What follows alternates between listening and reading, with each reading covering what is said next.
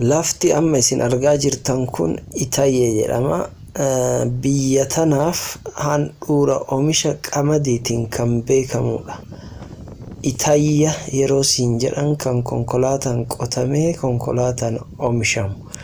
Amma gandi yookaan araddaan keessa jirru kan viidiyoon irraa waraabame kun araddaa Seeroo Baraartii jedhama. Waaw!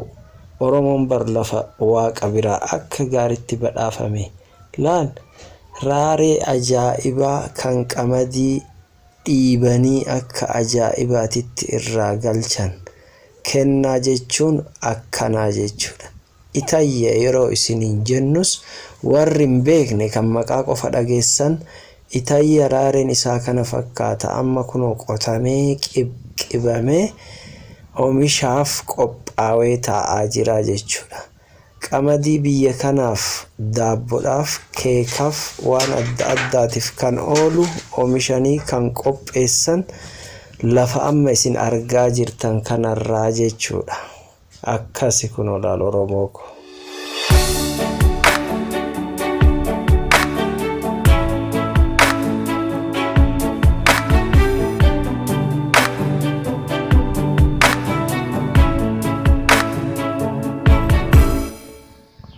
Garuu waan hedduu nama raaju keessa oomisha qamadii kan lafa kanarraa dhiibamee galu kan itti fayyadame Oromoo mitii yoo jenne dhibbatti ni dandeenya jechuudha. Kan itti fayyadamaa ture kan qotee bularraa gatii rakasaatiin bitatee akka gaariitti ittiin soorome kan biraatii jechuudha. Qotee bulaan Oromoo numa qote malee waa tokkos ofiifis maatii isaatis ilma isaatis ittiin hin guddifne ittiin hin jiraachan. Gatii gadi bu'aadhaan akka salphatti irraa bituudhaan hiyyummaadhaaf isa saaxilanii jechuun ni dandeenya. Kun immoo mamii malee dhibbatti dubbachuudhaaf afaan guunnee ni dandeenya jechuudha.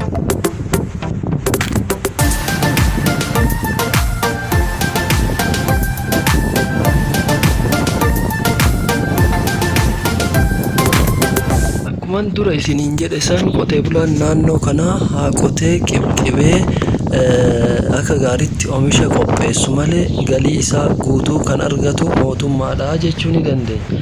Mootummaan ummataaf yookaan hawaasaaf yaadu akka hin jirres lafa kana laallee hubachuu ni dandeenya jechuudha. Maaliif ta'ee xaa'oon kan ittiin bitamu gibirri gabbaramu guutumaan guututti mootummaadhaaf galii ta'a jechuudha. Hedduu nama gaddisiisa.